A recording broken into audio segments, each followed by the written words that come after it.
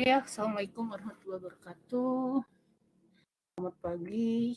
Ada beberapa error pagi ini ya, sehingga kita terlambat masuknya.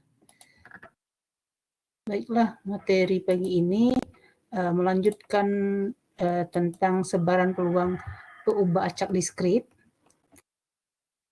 Tetapi sebaran peluangnya adalah hipergeometri dan Poisson.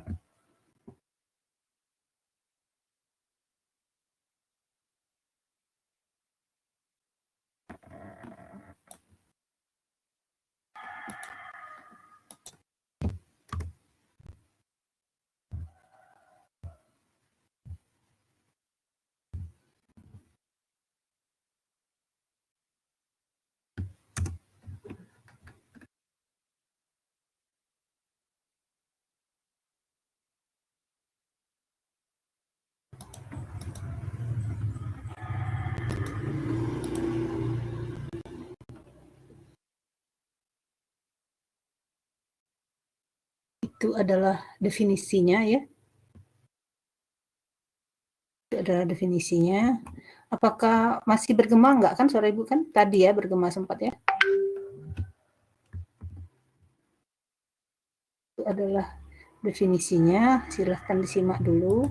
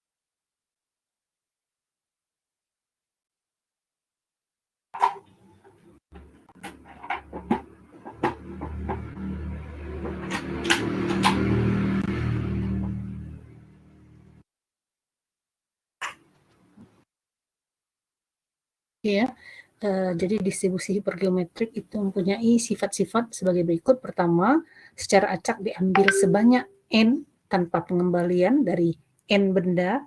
Perhatikan ada n besar, ada n kecil ya. Kemudian k dari n benda diklasifikasikan sukses, dan sisanya n min k diklasifikasikan sebagai gagal. Nah, jumlah sukses X dari eksperimen hipergeometrik disebut sebagai peubah acak hipergeometrik. Nah, sebaran peluang atau distribusi peluang dari peubah acak hipergeometrik ini disebut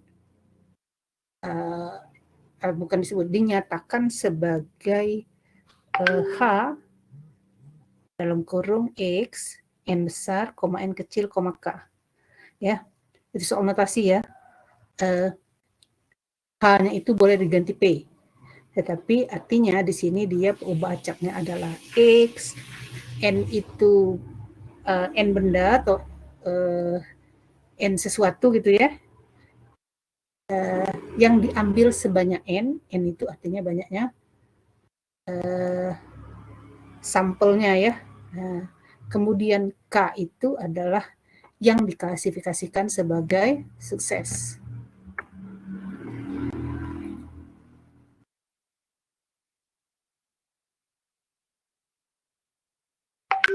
Nah, sedangkan rumusan dari sebaran peluang peubah acak hipergeometrik itu didefinisikan sebagai kombinasi dari K terhadap X dikali N min K terhadap N min X dan dibagi N, kombinasi N terhadap N.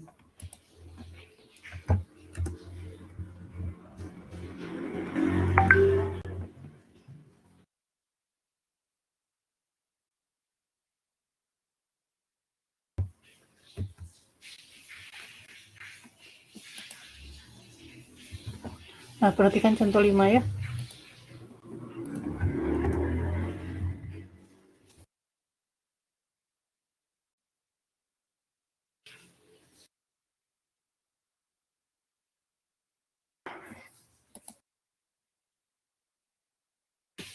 Jadi kalau dari satu kota yang berisi 40 suku cadang, 3 diantaranya rusak. Kemudian jika diambil secara acak 5 buah suku cadang, tentukan peluang sampel tersebut berisi 1 komponen rusak. Nah, perhatikan ya di situ 40 itu adalah N, ya, banyaknya objek atau sampel. Kemudian N-nya itu adalah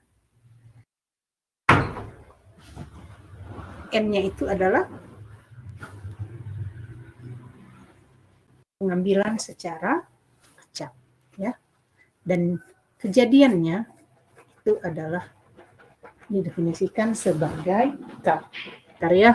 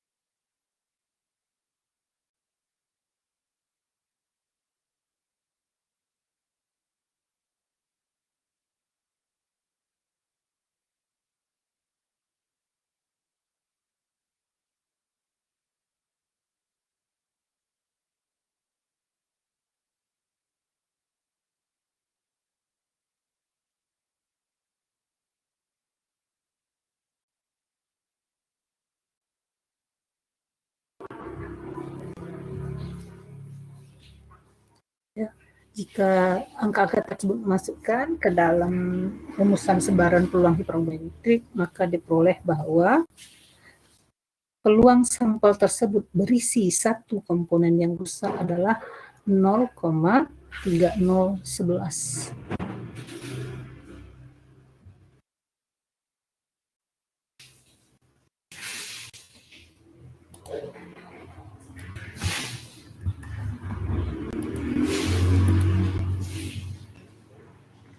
Nah, perhatikan contoh 6.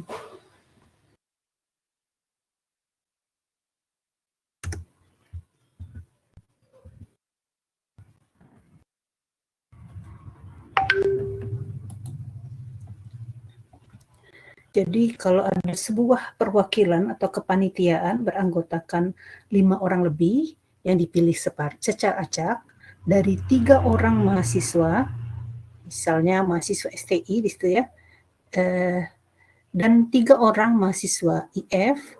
IF di sini berarti jurusan teknologi informasi ya. Tentukan rumus distribusi peluang banyaknya mahasiswa STI yang terpilih dalam kepanitiaan tersebut. Lalu hitung peluang terpilihnya 2 orang mahasiswa STI. Jadi pertama, tentukan dulu yang mana N besar, mana N kecil, dan mana K. Ya. Jika sudah mengetahui yang mana N, yang mana N kecil, yang mana K semuanya akan lebih mudah. Perhatikan rumusan sebelumnya tadi ya, bahwa, nah ini ya kata kuncinya ya. Jadi X itu adalah jumlah sukses. Nah,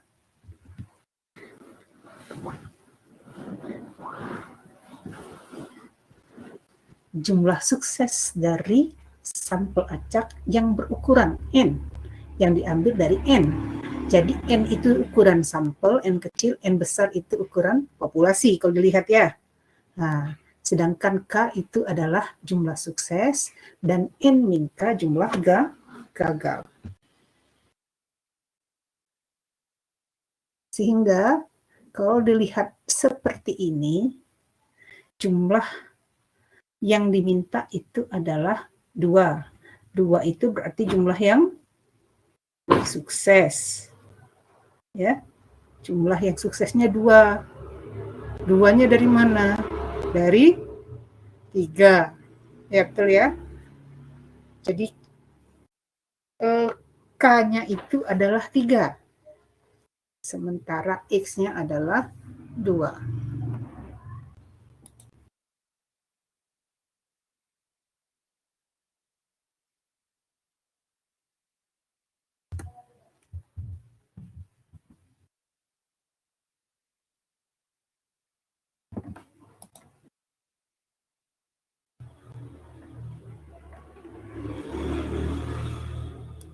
Sementara rataan dan variansi dari distribusi hipergeometrik itu adalah mu-nya adalah N dikali K dibagi N besar, sementara variansinya adalah N banyaknya populasi dikurangi banyaknya sampel, dibagi banyaknya populasi dikurangi 1, kemudian dikali banyaknya sampel, dikali K itu adalah kejadian suksesnya, N-nya itu lagi ya banyaknya populasi dikali 1 min K dibagi N.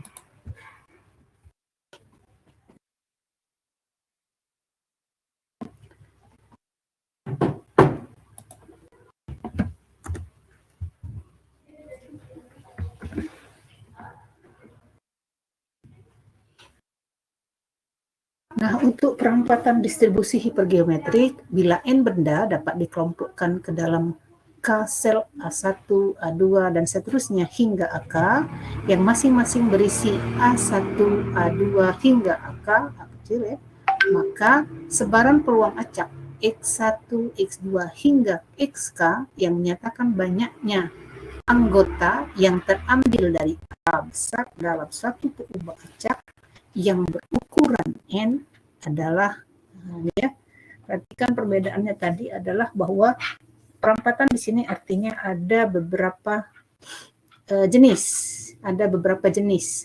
Jadi kalau tadi hanya disebut satu, nah nanti kalau contoh sebelumnya tadi apa? Yang terambil mahasiswa STI. Nah nanti misalnya ya kategori mahasiswa STI yang laki-laki kalau dia terbagi 2 dan atau mahasiswa STI laki-laki, kemudian yang keduanya mahasiswa STI perempuan. Atau kalau dia lebih dari 2 selnya ya, misalnya mahasiswa STI yang tinggal di Indralaya, mahasiswa STI yang tinggal di Palembang, mahasiswa STI yang tinggal di Sumsel, mahasiswa STI yang tinggal di luar Sumsel misalnya, ya.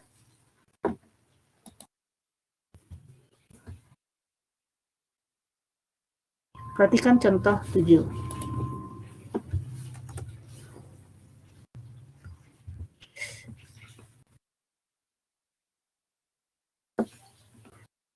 Ibu izin ke belakang bentar ya.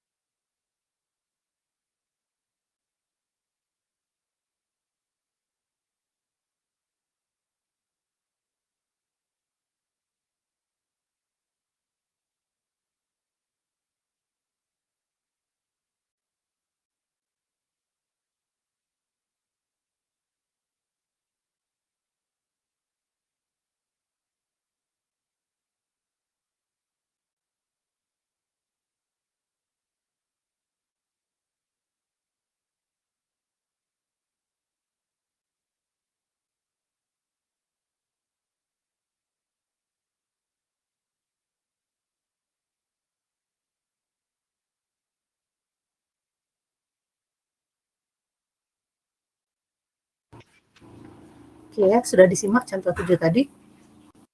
Jadi 10 orang dipakai dalam satu, maksudnya diajak atau ya istilah dipakai itu paham lah ya, bukan benda tapi di sini adalah dalam satu penelitian biologi. 3 orang di antara mereka bergolongan darah O, kemudian 4 orang bergolongan darah A, dan 3 orang bergolongan darah B.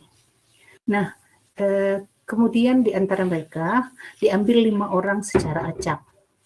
Berapa peluang satu orang di antaranya bergolongan darah O, 2 orang bergolongan darah A, dan 2 orang bergolongan darah B?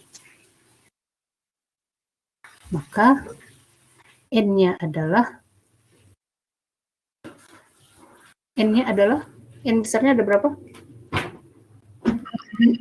10. N-nya 10, N besarnya, N kecilnya 5 ya.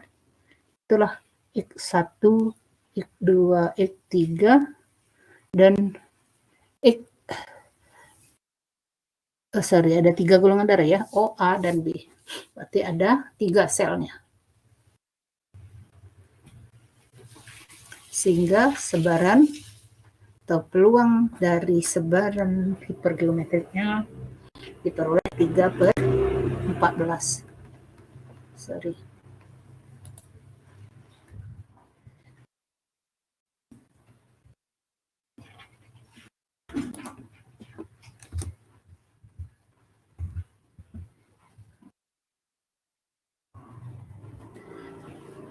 Selanjutnya adalah sebaran atau distribusi Poisson.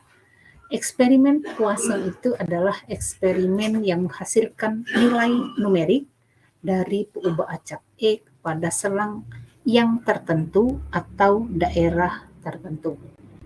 Ya. Contohnya, jumlah panggilan telepon dalam waktu saja yang diterima oleh resepsionis.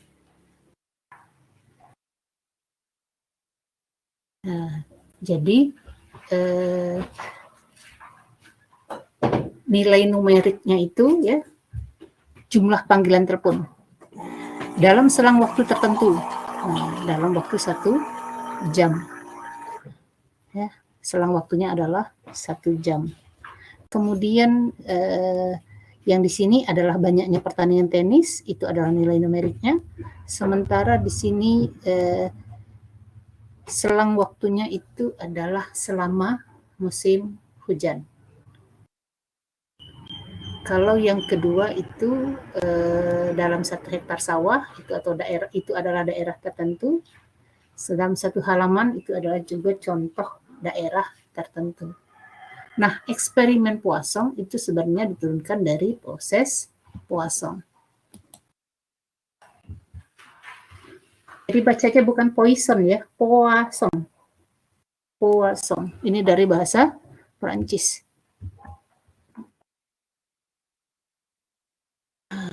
Perhatikan sifat-sifat dari proses Poisson.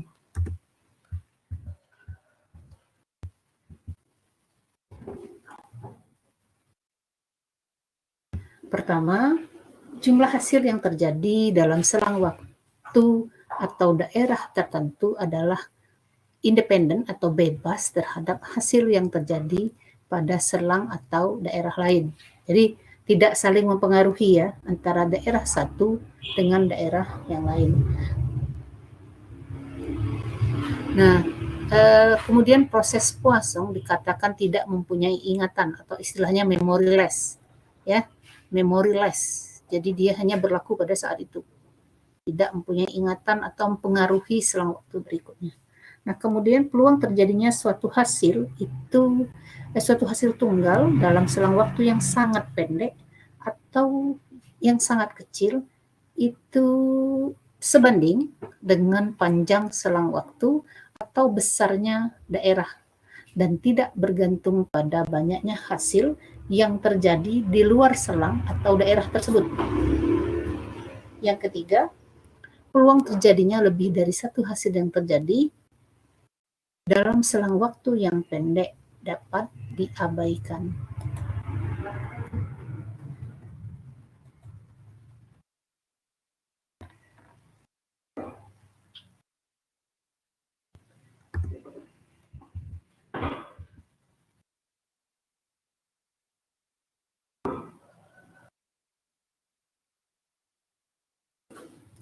Nah, untuk sebaran Poisson sendiri,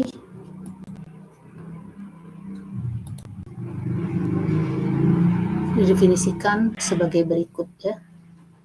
Jika X adalah sebuah peubah acak Poisson, berarti dia menyatakan atau mewakili banyaknya sukses yang terjadi dalam selang waktu atau daerah tertentu dan dinotasikan dengan T. Jadi T itu menyatakan selang waktu. Dan lambda T adalah rata-rata banyaknya sukses yang terjadi per satuan waktu atau daerah. Dan bilangan E itu adalah bilangan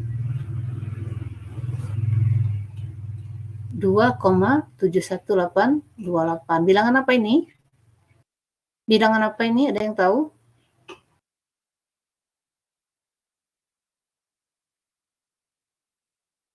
Bilangan Euler. Nah, rataan dan variansi dari sebaran Poisson yang dinotasikan sebagai P dari peubah acak X dengan rata-rata lambda T adalah sama, yaitu lambda T. Jadi, sebaran Poisson itu memiliki rataan atau min dan variansi yang sama, yaitu sama-sama lambda T. Nah, seperti tabel binomial, tabel Poisson pun ada, ya, dibuat orang untuk kemudahan. Tetapi kalau tidak punya tabel, kita hitung sajalah, gitu ya. Apalagi jika jumlahnya tidak banyak. Kalau jumlahnya sangat besar, mungkin kita memerlukan tabel Poisson.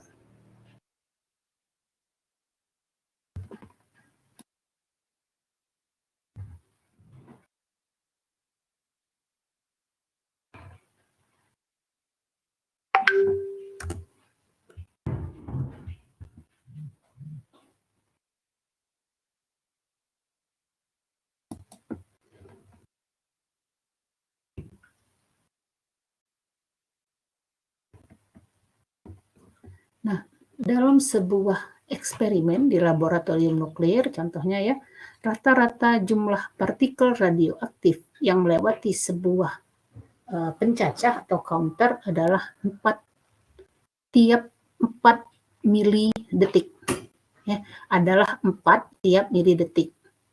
Jadi jumlah partikel radioaktif yang lewat sebuah counter ya, itu adalah sebanyak 4 setiap mili detik atau per mili detik. Pertanyaannya adalah tentukan peluang 6 partikel akan lewat dalam selang waktu 1 milidetik. Berarti kejadian suksesnya adalah 6, ya, sementara lambda T atau rata-ratanya adalah 4. Nah, dengan menggunakan, kalau kita menggunakan tabel distribusi Poisson, langsung kita peroleh, ya. Nih, peluang X dengan rata-rata 4. Untuk X sama dengan 0 hingga 6 dan untuk X sama dengan 0 hingga 5. Tetapi ini kan bisa dihitung sendiri menggunakan ini nih. Ya. Artinya masukkan ketika X sama dengan 0 berapa ya. Nah, tapi karena berarti mulai dari X sama dengan 0 masukkan ke rumus yang ini, kemudian ditambahkan ketika X sama dengan 1, X sama dengan 2, hingga X sama dengan 6. Maka kita peroleh juga angka ini. Demikian juga yang ini. Ya, itu kalau lakukan secara manual. Tapi kalau ada tabelnya, kalau kita mau cepat, kita langsung lihat di tabel. Nilai ini langsung diperoleh.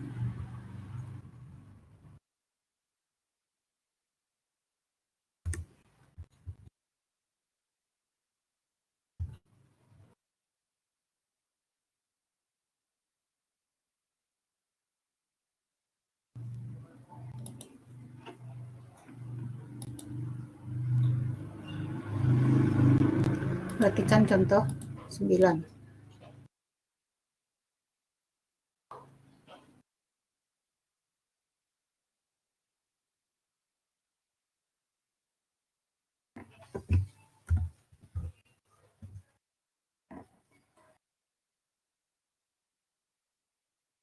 Nah ya, rata-rata pasien yang datang ke klinik dokter gigi pada waktu malam hari adalah 10 orang. Itu rata-ratanya ya. Berarti lambda T-nya ini. Dokter gigi hanya mampu menerima paling banyak 15 orang setiap hari. Berapa peluang pada hari tertentu pasien terpaksa ditolak karena dokter tidak sanggup melayaninya. Jadi lambda T-nya adalah 10. Nah, mampu menerima paling banyak, berarti itu adalah maksimum ya. Berarti kalau maksimumnya 15 orang, berarti yang ditolak adalah lebih dari 15, berarti mulai dari 16 ya. Mulai dari 16 orang, itu berarti sudah ditolak. Nah, pertanyaannya adalah berapa peluang pasien itu ditolak? Karena tidak sanggup, berarti itu adalah peluang X lebih dari 15. Nah, seperti yang sudah kita tahu sebelumnya, bahwa peluang X lebih dari A itu sama dengan 1 dikurang peluang X kurang dari sama dengan A. Ya, berarti di sini peluang X lebih dari 15 itu sama dengan 1 dikurang peluang X kurang 1 sama dengan 15. Masukkan. Berarti mulai dari X sama dengan 0 sampai X sama dengan 15 ke masing-masing persamaan sebaran peluang. Kamu hitung, maka akan diperoleh, kemudian hitung, kemudian jumlahkan, akan diperoleh sebesar 1,09513. Ini juga bisa diperoleh dengan langsung melihat tabel Poisson. Tapi untuk ujian dilarang melihat tabel ya, tabel binomial, tabel Poisson. Langsung saja dihitung secara manual. Nah, jawabnya adalah 0,048.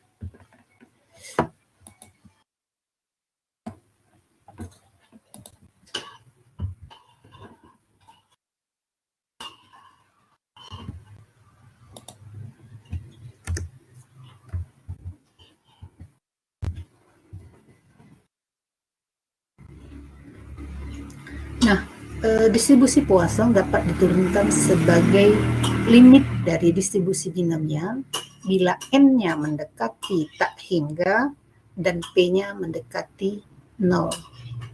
Tapi sorry ya, tadi Bu nyebutnya lambda T. Lambda T tadi apa? lambda T tadi Poisson, di sini adalah binomial. Binomial itu adalah N kali P rata-ratanya ya. Di sini rata-ratanya tidak berubah. Jadi artinya apabila N-nya mendekati tak hingga atau N-nya besar dan P-nya mendekati 0, maksudnya sangat jarang terjadi ya. N itu besar, P-nya sangat mendekati 0, berarti jarang terjadi. Nah, distribusi Poisson dapat digunakan menggunakan mu sama dengan NP untuk menghampiri distribusi binomial. Contohnya, contoh kejadiannya apa sih?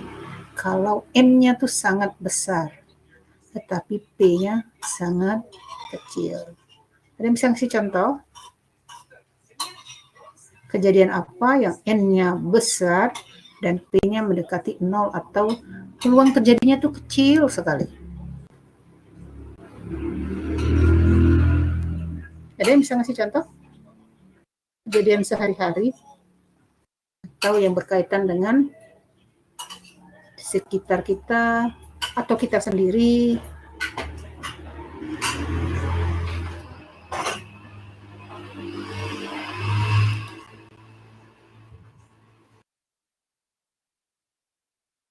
Oke, kalau belum terpikir ya, nanti kasih contoh.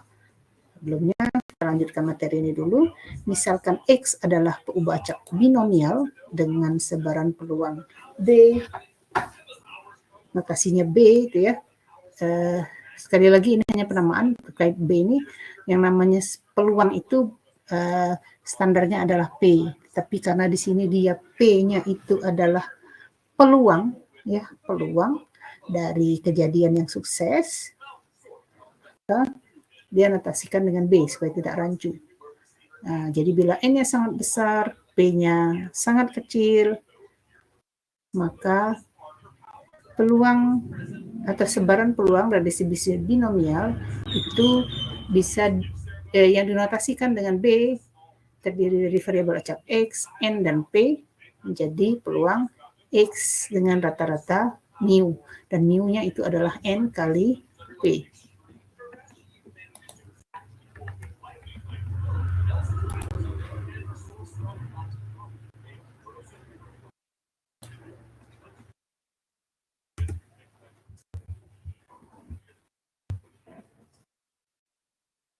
Nah ya, kita lihat yang mana contoh tadi ya. N-nya sangat besar atau besar, sementara P-nya sangat jarang terjadi atau mendekati 0.